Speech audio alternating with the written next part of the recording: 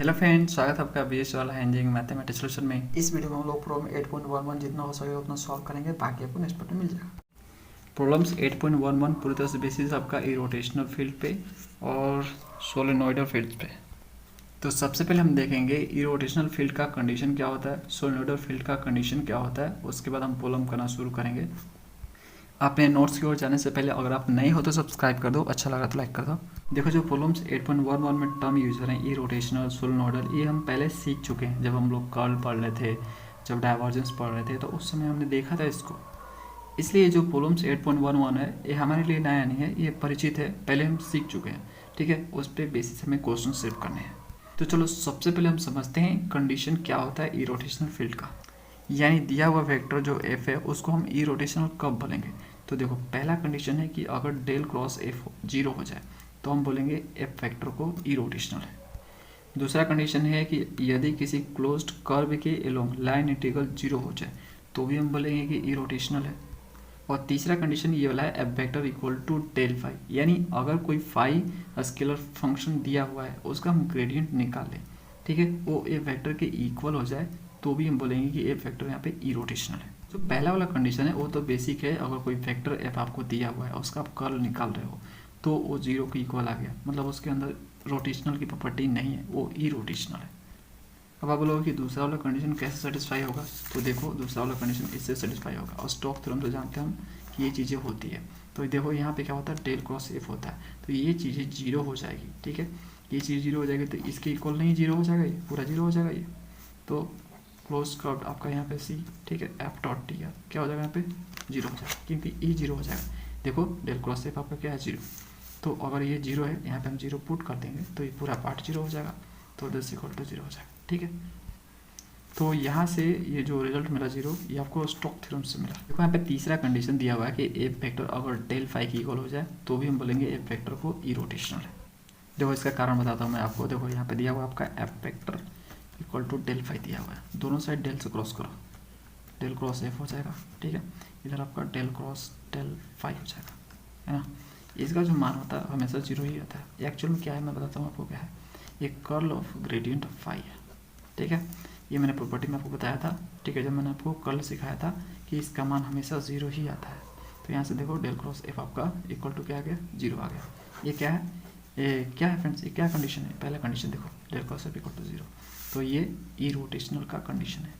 तो जब भी आपका एफ वेक्टर डेल फाई की इक्वल आ जाए तो समझ जाना, है ना, कि वो ई रोटेशनल है। तो यहाँ पे कुछ इंपॉर्टेंट नोट मैंने लिखे है, उसको समझो। F vector equal to del phi, यहाँ पे जो आपको फाई दिख रहा है, ये जो फाई है, ठीक है, इसमें लिखा मैंने कि जो फाई है इसको हम बोलते हैं पोटेंशियल या स्केलर पोटेंशियल बोलते हैं। ऐसे कोई भी फाई को हम नहीं बोलेंगे यहाँ पे स्केलर पोटेंशियल या पोटेंशियल, तभी बोलेंगे जब f vector equal to del phi हो। ठीक है, इस रिलेशन को एस्टेब्लिश करता हो तभी हम इसमें जो फाई दिख रहा है उसको बोलेंगे स्केलर पोटेंशियल या पोटेंशियल। इसमें बहुत सारे क्वेश्चन आपको मिलेंगे करने के लिए।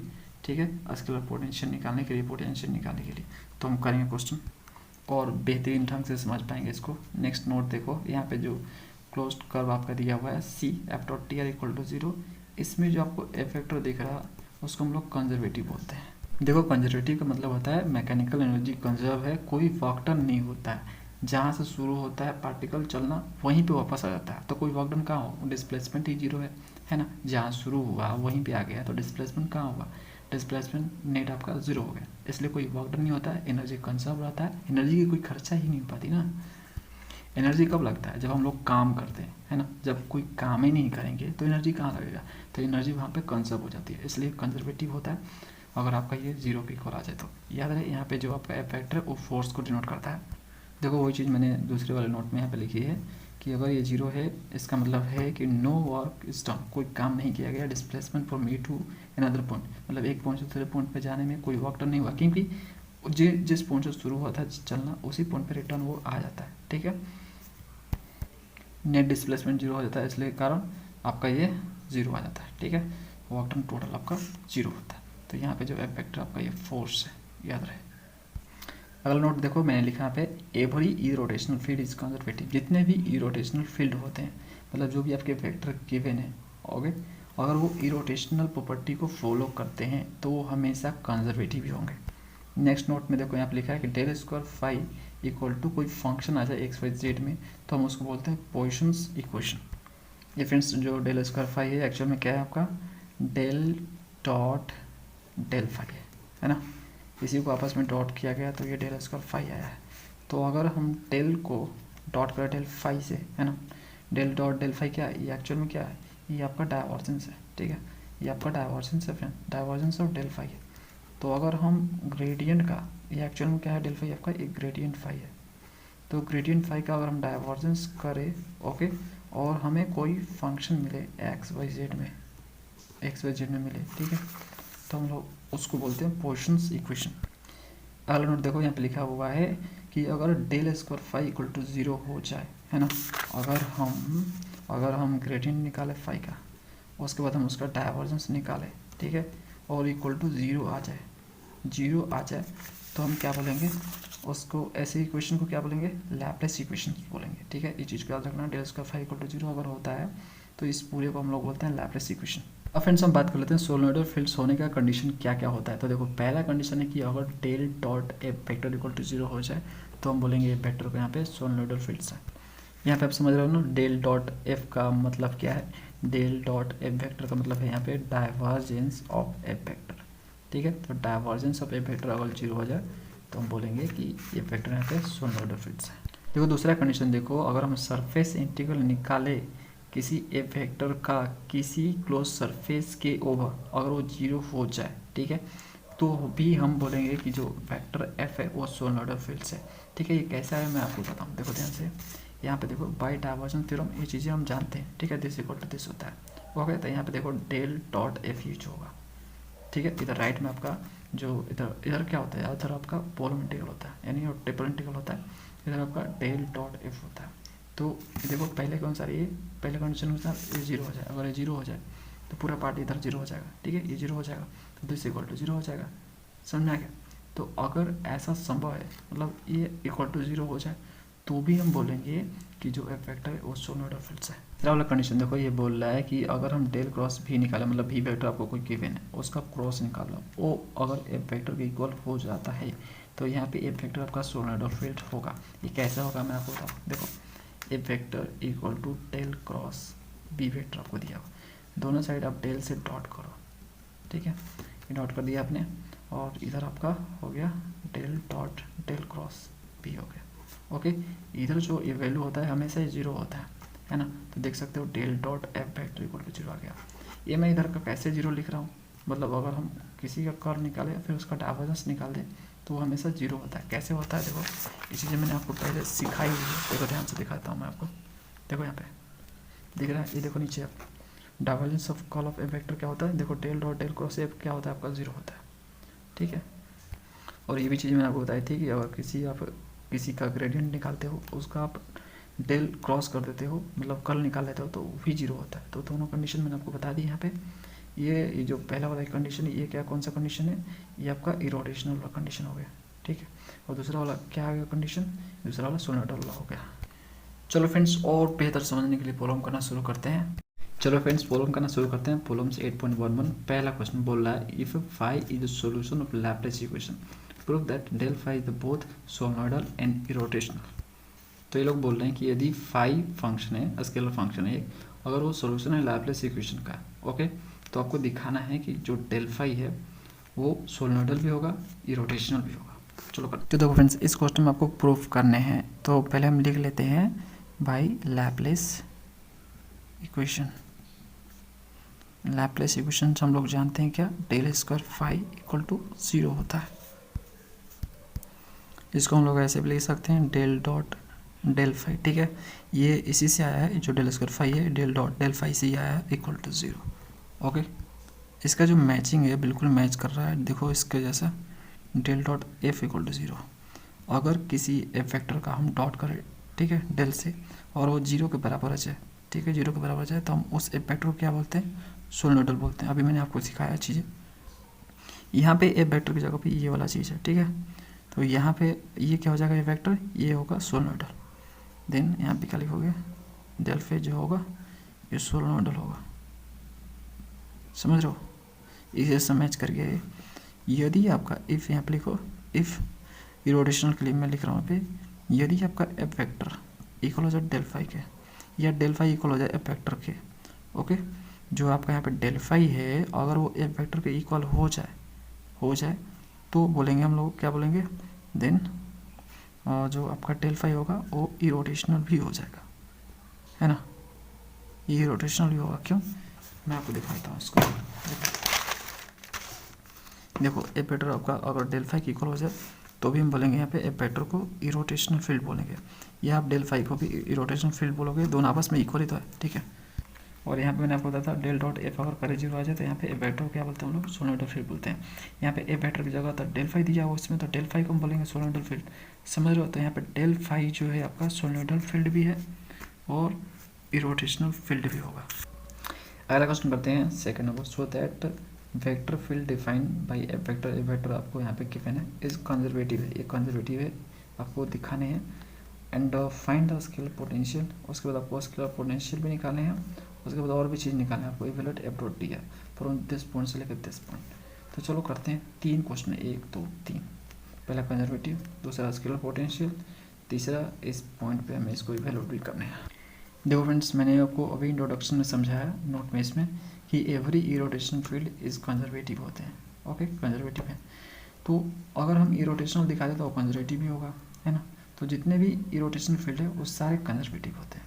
तो हम क्या करेंगे, इसको इरोटेशनल दिखा देते हैं, ओके, यानी हम क्या दिखा देंगे, डेल क्रॉस एफ दिखा देंगे। यही तो है इरोटेशनल का कंडीशन, तो डेल क्रॉस एफ अगर जीरो आ जाए, ठीक है, मतलब एफ वेक्टर का हम क्रॉस निकाले डेल से, तो अगर वो जीरो हो जाए तो क्या हो जाएगा, कंजर्वेटिव हो जाएगा। क्यों, क्योंकि वो इरोटेशनल होगा तो वो कंजर्वेटिव होगा, ओके, समझ में आ गया। तो हमेशा याद रखना जो आपका इरोटेशनल होता है वही कंजर्वेटिव होता है। तो देखो यहाँ पे हम क्या लिखेंगे, ए वेक्टर, ये आपको हमेशा लिखने हैं, A vector is a conservative, A vector conservative होगा, ठीक है कब, वेक्टर फील्ड भी लिखो यहाँ पे, कंजर्वेटिव वेक्टर फील्ड व्हेन, जब आपका जो कर्ल ऑफ एफ वेक्टर है वो जीरो होगा तब, ठीक है, ऐसा होगा तो आपका कंजर्वेटिव हो जाएगा एफ वेक्टर। ये एक्चुअल में क्या है, डेल क्रॉस एफ है, ओके। तो हम यहाँ पे कर्ल ऑफ एफ वेक्टर निकालेंगे, तो देखो कर्ल ऑफ एफ वेक्टर कैसे निकलता है, इस तरह से निकलता है डिटरमिनेंट से, तो ये हो जाएगा आई, ओके। और उसके बाद आपका डेल बाई डेल एक्स होता है, और नीचे आपका ये आई का कोफिशिएंट जो कि x square plus x Y square है, ओके। उसके बाद आपका जे कैप होता है, और यहाँ पे डेल बाई डेल वाई होता है, और नीचे आपका जे का कोफिशिएंट जो कि y square plus x square y है ना। उसके बाद फ्रेंड्स यहाँ पे आपका के कैप हो जाएगा, नीचे डेल बाई डेल जेड हो जाएगा, ठीक है। यहाँ पे देखो की कैप वाला कुछ है क्या, नहीं है, तो यहाँ अपने से लिख दो जीरो की कैप, ठीक है, तो जीरो हो जाएगा ये। अब इसका डिटरमिनेंट निकाल लो, यहाँ पे देखो curl of f vector equal to क्या हो जाएगा, यहाँ पे देखो आई कैप, तो आई वाला निकाल रहे हैं हम, है ना। तो जीरो का डिफरेंशिएशन वाई के रिस्पेक्ट में जीरो ही होगा, इसको जेड के रिस्पेक्ट में करोगे तो जीरो ही होगा क्योंकि इसमें जेड है नहीं। और उसके बाद आपका माइनस जे कैप, तो देखो यहाँ पे जे कैप के लिए 10, ठीक है, तो इसको एक्स के रिस्पेक्ट में करोगे जीरो को तो ये जीरो ही होगा, इसे आप जेड के रिस्पेक्ट में करोगे तो जीरो ही होगा क्योंकि जेड है नहीं इसमें ना। उसके बाद प्लस के कैप, यहाँ पे देखो 10, ठीक है, तो इसको आप एक्स के रिस्पेक्ट में करोगे तो यहाँ पे क्या हो जाएगा, देखो एक्स के रिस्पेक्ट में आपका 2xy होगा, है ना। और उसके बाद इसको आप वाई के रिस्पेक्ट में करोगे तो ये क्या हो जाएगा, यहाँ पे -2xy ही होगा, ओके। और उसके बाद देखो यहाँ पे क्या हो जाएगा, ये कट जाएगा, और ये जीरो जो ऑलरेडी है, तो यहाँ पे जो आपका कर्ल ऑफ एफ वेक्टर आया वो आपका आया क्या, जीरो वेक्टर, ठीक है, ये आपको मिलेगा यहाँ पे। तो देख सकते हो यहाँ पे कर्ल ऑफ एफ वेक्टर आपका जीरो आ गया, ठीक है, ये वेक्टर ही होता है उस पर, है ना, जीरो वेक्टर। तो इस तरह से जीरो आ गया, तो जीरो आ गया तो हम क्या लिखेंगे यहाँ पे लिखेंगे therefore F vector is conservative field, एक कंजर्वेटिव फील्ड है। अब देखो फ्रेंड्स और भी क्वेश्चन है इसमें, क्वेश्चन है आपका स्केलर पोटेंशियल निकालने का, उसको निकालते हैं। तो देखो मैंने आपको बताया था कि जो इसमें फाई होता है वो आपका स्केलर पोटेंशियल होता है या पोटेंशियल होता है, तो हमें फाई निकालना है ना। तो इस फाई को निकालने के लिए हमें लेट क्या करना पड़ेगा, दिए हुए वेक्टर को हमें डेल फाई लेट करना होगा, ठीक है। ए वेक्टर को, जो कि वेक्टर आपको गिवन है, उसे हमें डेल फाई लेट करना होगा। तो यहाँ पे लिखेंगे now let A vector equal to del phi. उसके बाद हम लिखेंगे both side dot with D R, ठीक है। डी आर वेक्टर, ये डी आर वेक्टर से दोनों साइड हम डॉट कर देंगे, है ना। तो देखो हम कर रहे हैं यहाँ पे F dot D R del phi dot D R vector, ठीक है। डी आर आपका क्या है, डी आर वेक्टर क्या है फ्रेंड्स, देखो ये आपका है डी एक्स आई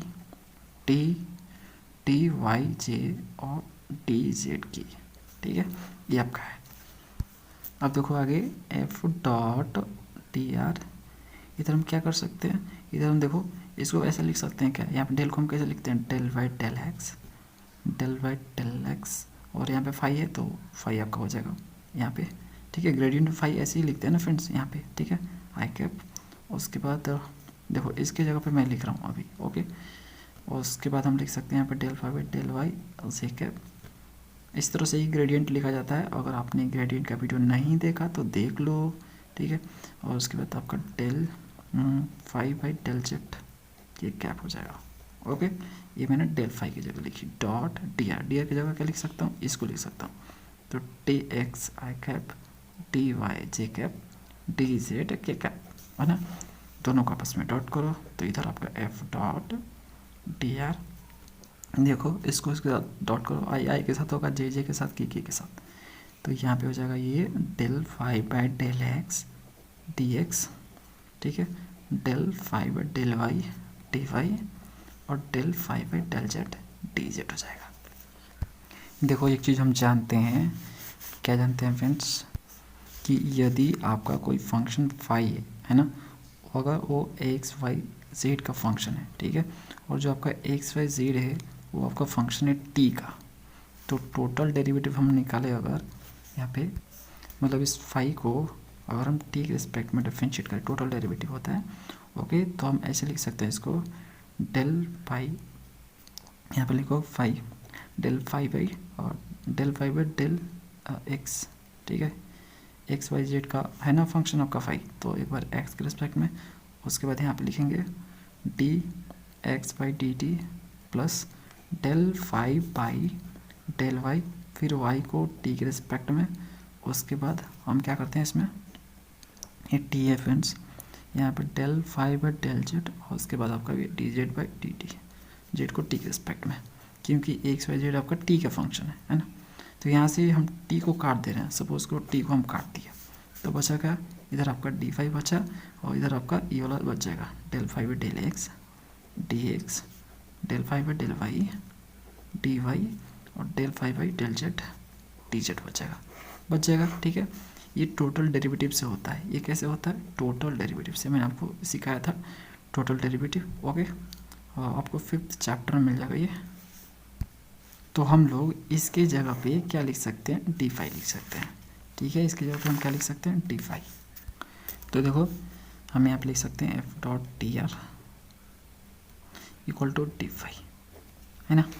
तो डी फाई की जगह पे क्या आया, डी फाई की जगह पे ये पूरी चीज़ लिख देंगे यहाँ पे del phi by del X D X del phi by del Y. एक बार आप समझ गए ना फ्रेंड्स, ये इतना स्पीड से होगा ना, इतना स्पीड से होगा कि आपको पता ही नहीं चलेगा कब हो गया ये।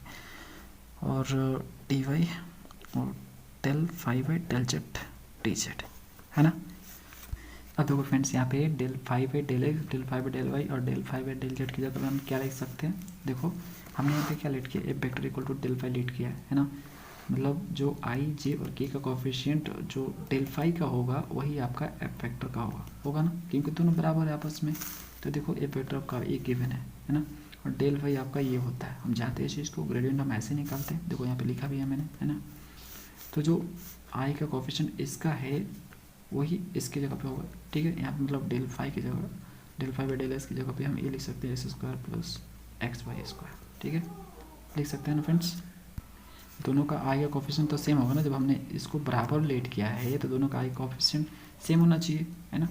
तो जो चीज़ें यहाँ पे वो चीज़ यहाँ पे होना चाहिए, तो एक दूसरे के बराबर होंगे। इस तरह से ये आपस में इक्वल होंगे, इस तरह से आपके ये इक्वल होंगे। समझ में आ गया? तो फ्रेंड्स वही मैं करने वाला हूँ, ठीक है। Del phi by del X की जगह पे मैं इसको पुट करूँगा, ठीक है। देखो D phi del phi by del X की जगह क्या पुट करूँगा मैं, X square plus x Y square, और ये आपका D X as it is रहेगा, del phi by del Y. तो देखो del phi by del Y की जगह पे क्या पुट करूँगा मैं, ई वाला Y square plus x square Y, ये आपका D Y as it is रहेगा। उसके बाद देखो del phi by del Z क्या है, ज़ीरो, तो जीरो पुट करो, है ना, जीरो, और ये हो जाएगा आपका डी जेड है।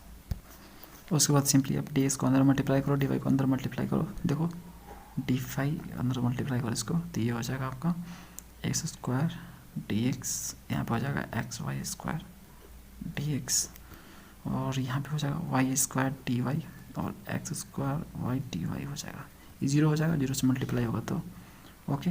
देखो फ्रेंड्स इधर जो आपका चलता आ रहा है, देखो दिस इक्वल टू दिस है ना, ठीक है। तो ये आपस में तीनों बराबर हो गए, दिस ठीक आपस में बराबर हो गया, समझ रहे हो ना।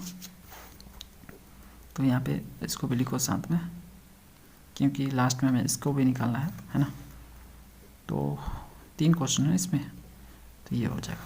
अब देखो फ्रेंड्स यहाँ पे देखो हमें क्या चाहिए, फाई चाहिए, फाई तो होता है आपका स्केलर पोटेंशियल, तो फाई चाहिए, तो ये डी फाई दिया हुआ, तो डी फाई से फाई बनाने के लिए क्या करना पड़ेगा, हमें इसको इंटीग्रेट करना पड़ेगा। तो हम लगा देंगे इंटीग्रेशन का symbol F dot D R, ठीक है। इधर आपका इंटीग्रेशन हो जाएगा डी फाई का, इधर इन सब का इंटीग्रेशन होगा, तो एक एक करके कर लेते हैं। तो X square D X plus x Y square D Y, ये डी एक्स है सॉरी, और उसके बाद आपका वाई स्क्वायर डी वाई, और उसके बाद plus x square Y D Y है इसका इंटीग्रेशन, ठीक है। ये आपका एज इट इज रहेगा एफ डॉट डी आर, ठीक है। और डी फाई का इंटीग्रेशन हो जाएगा फाई, और इसका देखो इसका क्या हो जाएगा, एक्स के रिस्पेक्ट में एक्स की पावर 3/3 हो जाएगा, प्लस इसका देखो एक्स के रिस्पेक्ट में ही करना है, तो X square by 2 Y square as it is constant रहेगा। देखो एक्स के रिस्पेक्ट में करना है ना, हमें डी एक्स दिया ना, यानी हमें एक्स के रिस्पेक्ट में करना है, तो वाई को हमें कांस्टेंट को लिमिट करना है, ठीक है। तो ये कांस्टेंट हो जाएगा, उसके बाद यहाँ पे वाई की पावर 3/3 हो जाएगा वाई के रिस्पेक्ट में, और यहाँ पे भी वाई के रिस्पेक्ट में, तो एक्स की पावर 2 को एज इट इज, और वाई स्क्वायर बाई 2 हो जाएगा वाई का इंटीग्रेशन, और प्लस सी इंटीग्रेशन कांस्टेंट, ठीक है। यहाँ पे इंटीग्रेशन कांस्टेंट डालना ज़रूरी है, क्योंकि देखो इसमें अभी लिमिट दिया नहीं है ना, ये इनडेफिनिट इंटीग्रल है, जब तक आपका लिमिट ना दिया हो तब तक वो इनडेफिनिट इंटीग्रल ही होता है। तो इस तरह से आपको सी जरूर लिखना है, ओके। आंसर में देखो तो सी आपका नहीं दिया है, लेकिन आंसर तो इसका दिया ही नहीं है पहले का, लेकिन बाकी जो सबका देखोगे आंसर तो उसमें सी आपका लिखा नहीं रहेगा, तो आपको सी लिखना है फ्रेंड्स, ये सही तरीका है। अब देखो यहाँ पे क्या हो जाएगा आपका F dot D R vector equal to आपका यहाँ पे फाई, ये देखो आपस में हम देखो इनको जोड़ देते हैं, ठीक है, दोनों एक जैसे हैं, तो ये हाफ क्या हो जाएगा, फुल हो जाएगा, तो एक्स स्क्वायर वाई स्क्वायर हो जाएगा, ये दोनों को आप जोड़ोगे तो ओके। ये देखो एक्स की पावर 3/3 और वाई की पावर 3/3 और प्लस सी, ओके। तो फ्रेंड्स में 5 मिल चुका है, ये आपका 5 है। और देखो इसमें एक और क्वेश्चन है, हमें इसको भी इवेलुएट करना है दिस से लेकर दिस तक, ठीक है। तो देखो इस पॉइंट से लेकर इस पॉइंट तक हमें कैलकुलेट करना है क्या होगा 5 का वैल्यू। तो देखो यहाँ पे क्या होगा, 5 का ही वैल्यू हम निकालेंगे, क्योंकि एफ डॉट डी आर जो है 5 के इक्वल है, देख सकते हो integration of F dot D are किसके इक्वल है, 5 के इक्वल है ना। तो यहाँ पे लिखेंगे हम लोग integration of F dot D R at, ठीक है। यहाँ पे लिखो वैल्यू ऑफ दिस एट कौन से पॉइंट पे, तो इस पॉइंट को निकाल लो पहले 1,2 पे, ठीक है। फ्रॉम से लेकर 2, तो फ्रॉम से लेकर 2 है, तो 2 में से ही फ्रॉम घटता है ना फ्रेंड्स, फाइनल में से इनिशियल घटता है ना, तो ये फाइनल है आपका इनिशियल, तो फाइनल में से इनिशियल। तो पहले हम इस पॉइंट पे निकालते हैं क्या वैल्यू आ रहा है, 1,2 एक्स की जगह पर 1 पुट करना है, वाई की जगह पे आपको 2 पुट करना है इसमें।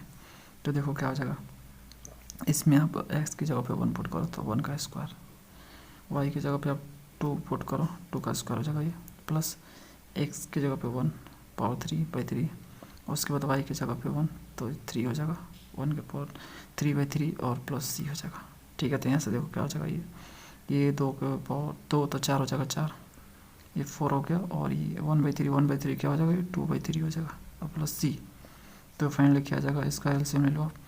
तो यहाँ पे आपका ये एलसीएम लेने से क्या आ जाएगा, 4 2 3, तो ये 14/3 आ जाएगा प्लस सी। ठीक है, अब देखो इस पॉइंट पे निकालते हैं हम लोग। तो value of F dot T R at कौन से पॉइंट पे, 0,1 पे। तो देखो ये क्या हो जाएगा यहाँ पे, तो इसी में ठीक है हम x की जगह पे 0 पुट करेंगे, 0 का स्क्वायर हो जाएगा, और y की जगह पे 1 पुट करेंगे तो 1 का स्क्वायर प्लस एक्स स्क्वायर, और एक्स स्क्वायर यहाँ पे क्या, एक्स के पावर 3 है तो x का वैल्यू यहाँ पे 0 है, 0 का पावर 3/3 हो जाएगा, y की जगह पे 1 है तो 1 के पावर 3/3 हो जाएगा प्लस सी हो जाएगा। तो यहाँ पे क्या हो जाएगा फ्रेंड्स, ए भी 0 यहाँ पे आपका 1/3 आ जाएगा। ठीक है, प्लस सी, इसको भी लिखना है हमें। अब हमें वैल्यू निकालना है कहाँ से लेके कहाँ तक, यहाँ से लेके यहाँ तक, है ना। मतलब इसमें से इसको हमें घटाना पड़ेगा, मतलब इसमें से इसको घटाना पड़ेगा, तो इसमें से इसको हम घटाएंगे। तो हम यहाँ पे लिखेंगे वैल्यू ऑफ दिस फ्रॉम 0,1 से लेके 1,2 तक। तो जो चीज़ें आई थी उसको हम लिख रहे हैं यहाँ पे। तो देखो 1,2 वाला पहले लिखेंगे, वो आया था 14/3 प्लस सी, 14/3 प्लस सी माइनस 0,1 पे क्या आया था, 1/3 प्लस सी आया था, है ना। अब एक काम करो, 14/3 प्लस सी माइनस को अंदर ले जाओ तो 1/3 हो जाएगा, माइनस सी हो जाएगा, सी खत्म। यहाँ पे देखो 14/3 में से 1/3 आपको माइनस करने तो क्या हो जाएगा, 3 एलसीएम ले लो यहाँ पे, और 14 - 1, ठीक है। तो ये हो जाएगा 13/3 हो जाएगा, ये आंसर है। अगला क्वेश्चन देखो, third number, find the work done by the variable force. ये वेरिएबल फोर्स है, एफ फैक्टर दिया हुआ है आपको। When it is displace from origin two point 10, तो ओरिजिन से लेकर 10 पॉइंट तक आपका पार्टिकल गया है, ओके। अब फोर्स आपका ए है, तो हमें वर्क डन निकालना है। तो ये पैराबोला दिया है, इस पैराबोला के अलॉन्ग चल रहा है। चलो करते हैं इसको। तो देखो फ्रेंड्स, ये चीज़ आपको गिवन है ना, हमें वर्क डन निकालने हैं। इस पॉइंट से लेकर इस पॉइंट तक जाने में इस पैराबोला के अलॉन्ग कितना वर्क हुआ वो निकालना है। तो देखो वर्क डन क्या हो जाएगा आपका, वर्क डन क्या होगा, वर्क डन इक्वल टू आपका होगा यहाँ पे integration of F dot T R हो जाएगा। ठीक है, यहाँ पे एफ आपका फोर्स है, ओके।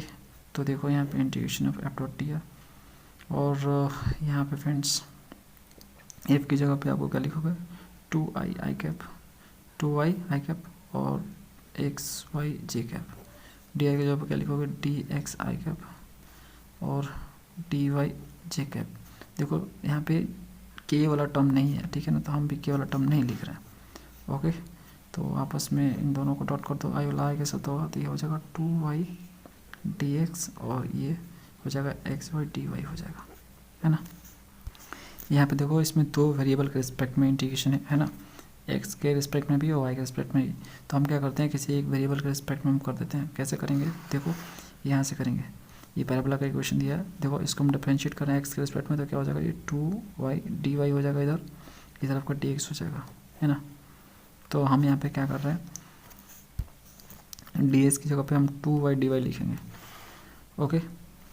और लिमिट हम किसका रख देंगे इसमें, ठीक है, लिमिट हम रख देंगे यहाँ पे, मैंने बोला ds की जगह पे 2y dy रखेंगे, तो इसमें आपका dy हो जाएगा, मतलब y के रिस्पेक्ट में, तो y का लिमिट आपका होगा, ओके। पहले मैं इसको लिख देता हूँ, उसके बाद देखो यहाँ पे देखो ये आपका 2y हो जाएगा, ds की जगह पे क्या लिख सकता हूँ यहाँ पे 2y dy, तो 2y dy लिख दूँगा मैं यहाँ पे, और x अब x की जगह पे हम क्या लिखेंगे, यहाँ पे y स्क्वायर लिख देंगे, ठीक है, x हटाओ y स्क्वायर, ये y हो जाएगा, ये dy हो जाएगा, सबको y में कन्वर्ट कर दी, ठीक है।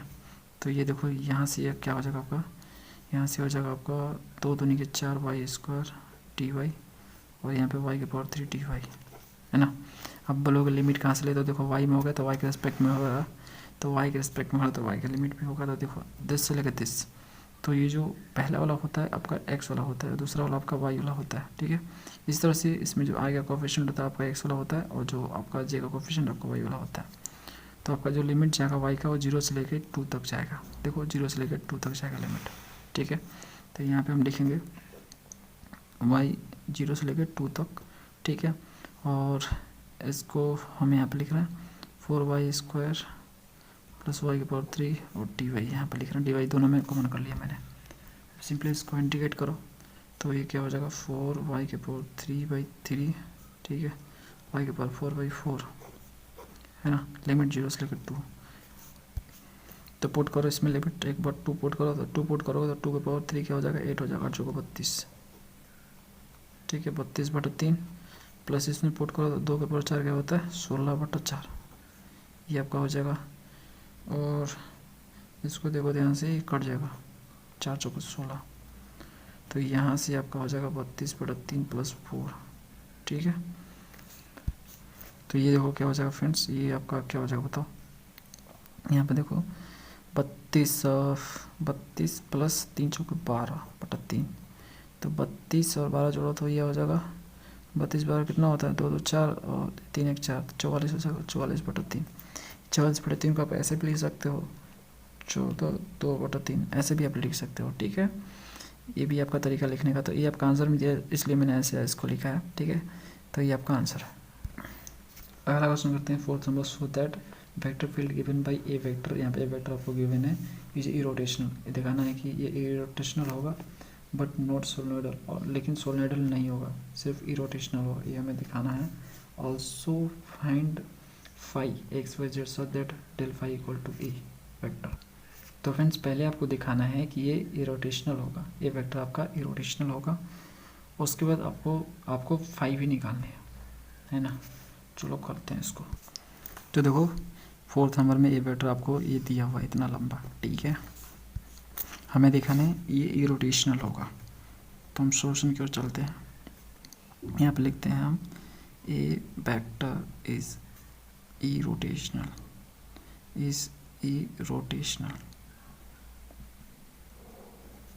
व्हेन ये रोटेशनल होगा कब, जब कर्ल ऑफ ए वेक्टर क्या होगा 0 होगा, है ना। तो हम पहले कर्ल ऑफ ए वेक्टर निकालेंगे, तो देखो E I cap del by del X, और ये आपका ये इतना बड़ा लिख लो इसको 3x²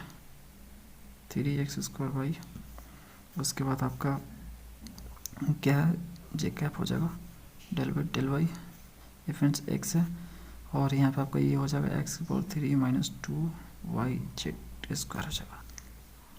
उसके बाद यहाँ पे आपका की कैप हो जाएगा डेल बाई डेल जेड, ये 3z² 2y² जेड हो जाएगा। चलो निकालते हैं इसको, तो देखो y कैप, ठीक है, तो ये इसको y के एस्पेक्ट में करना है, तो इसको हम y के एस्पेक्ट में करेंगे तो क्या हो जाएगा, ये तो 0 हो जाएगा, जेड है इसमें, ये हो जाएगा 2 दूनी के 4, ठीक है, ये हो जाएगा आपका 2 दूनी के 4 -4yz, ठीक है, माइनस भी आ गया तो ये आपका 2 दूनी के 4 हो जाएगा yz, ओके। उसके बाद आप देखो इसको आप जो है जेड के एस्पेक्ट में करो, तो जेड के एस्पेक्ट में करोगे तो क्या हो जाएगा, तो देखो ये माइनस है तो ये प्लस कर देगा इसको, है ना, यहाँ पे जेड नहीं है तो ये 0 हो जाएगा, और यहाँ पे आपका है देखो 2 दूनी के 4 ये भी हो जाएगा, और yz हो जाएगा, है ना। उसके बाद आप जो है जे कैप निकालो, देखो इसको आपको लेने हैं ये चारों को, तो इसको आप x के रिस्पेक्ट में कर लो, तो देखो इसमें x आपका है नहीं, है ना, x नहीं है तो 0 हो जाएगा, x है इसमें नहीं है। उसके बाद देखो इसको आपको जेड के रिस्पेक्ट में करना है, तो इसमें जेड है नहीं तो ये भी 0 हो जाएगा। उसके बाद आपको आपकी कैप आएगा, तो देखो ये चारों टर्म लेने हैं आपको, तो इसको आपको x के रिस्पेक्ट में करनी है, तो ये हो जाएगा 3x², है ना। इसको आपको y के रिस्पेक्ट में करनी है, तो ये भी आपका 3x² हो जाएगा, ठीक है। तो इस तरह से ये देख सकते हो प्लस माइनस के कारण ये कट जाएगा, तो यहाँ से जो आपको मिलेगा curl of A vector equal to आपको 0 वेक्टर मिलेगा, ठीक है, ये आपको मिल जाएगा। तो हम बोल सकते हैं यहाँ पे कि जो ए वेक्टर है इज इरोटेशनल होगा, इरोटेशनल। अब हम बात करते हैं सोलेनोइडल का, सोलेनोइडल भी हमें चेक करना है, तो हम यहाँ पे लिखेंगे ए वेक्टर इज सोलेनोइडल, सोलेनोइडल होगा कब, जब डाइवर्जेंस ऑफ ए वेक्टर, या बोल सकते हो डेल डॉट ए जो है 0 के इक्वल आ जाए। तो देखो यहाँ पे हम लिख रहे हैं डेल डॉट ए, देख रहे हैं 0 आ रहा है कि नहीं आ रहा। डाइवर्जेंस कैसे निकाला जाता है फ्रेंड्स, जो आई का कोएफिशिएंट होता है, उसको एक्स के रिस्पेक्ट में, तो देखो इसको एक्स के रिस्पेक्ट में करेंगे तो क्या हो जाएगा, ये क्या हो जाएगा, 3 दूनी के 6 एक्स वाई हो जाएगा। ओके, जे वाले को वाई के रेस्पेक्ट में, तो इसको वाई के रेस्पेक्ट में करेंगे तो क्या हो जाएगा, वाई के रेस्पेक्ट में करेंगे तो ये हो जाएगा माइनस ये 2z² होगा, 2z²। ठीक है, ये तो 0 हो जाएगा। इसको हमें करना पड़ेगा वाई के रेस्पेक्ट में, है ना, क्योंकि इसी में वाई है दूसरे वाले टर्म में इसमें। उसके बाद देखो जो के का कोफिशिएंट होता है उसको हमें जेड के रेस्पेक्ट में करना होता है, तो इसको हम जेड के रेस्पेक्ट में करेंगे तो क्या हो जाएगा, देखो इसमें भी जेड है उसमें भी जेड है, तो ये हो जाएगा 6 3 दूनी के 6 जेड स्क्वायर नहीं होगा यहाँ पे, देखो 3 दूनी के 6 जेड हो जाएगा सिर्फ। उसके बाद आपका यहाँ पे प्लस दिया है, उसके बाद माइनस, इसको जेड के रेस्पेक्ट में करो तो ये हो जाएगा 2y²। तो फ्रेंड्स इसको देखो ध्यान से, ये आपका जो है यहाँ पे नॉट इक्वल टू 0 है, ये 0 नहीं आया, ये कटा नहीं, कट के 0 आ जाता तो बोलते कि जो ए वेक्टर है वो सोलेनोइडल है, तो यहाँ पे नॉट इक्वल टू 0 आया। ओके, तो हम बोलेंगे यहाँ पे ए वेक्टर इज नॉट सोलेनोइडल, ये सोलेनोइडल नहीं होगा। अब हमें फाई निकालना है, फाई मतलब स्केलर पोटेंशियल निकालना है इसमें, उसमें दिया है ना फ्रेंड्स आपको फाई निकालना है, फाई एक्स वाई जेड का फंक्शन है, तो चलो निकालते हैं। तो देखो उसके लिए हमें लेट करना होगा, लेट देखो फ्रेंड्स इसको हम ऑलरेडी निकाल चुके हैं, दूसरे क्वेश्चन में मैंने आपको दिखाया था इसको। देखो यहाँ पे इसको डॉट किया था तो फाइनली मुझे ये चीज़ें मिली थी। ठीक है, डॉट करने के बाद मुझे ये मिलेगा, तो मैं डायरेक्टली इसको लिखूँगा।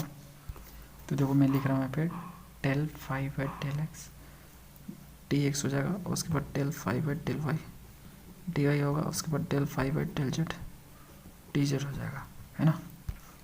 उसके बाद फ्रेंड्स ये जो del phi by del X है, del phi by del Y और del phi by del Z, इसको हम इससे कंपेरिजन करेंगे। ठीक है, ये वेक्टर का जो आई का कोफिशिएंट है, जो जे का कोफिशिएंट है और के का कोफिशिएंट है, मैं आपको दूसरे क्वेश्चन में बताया था कारण इसका। ठीक है, तो यहाँ पे हम क्या करेंगे, del phi by del X की जगह पे ये वाला लिखेंगे, और del phi by del Y की जगह पे इसको लिखेंगे, और del phi by del Z की जगह पे इसको लिखेंगे।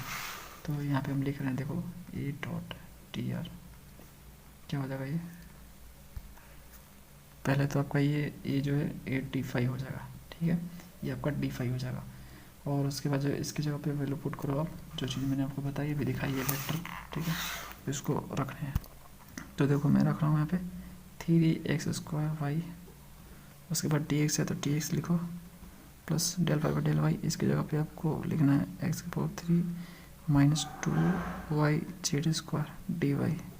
ओके, dy है, उसके बाद del phi by del Z की जगह आपको लिखना है 3z² minus 2y² Z dz।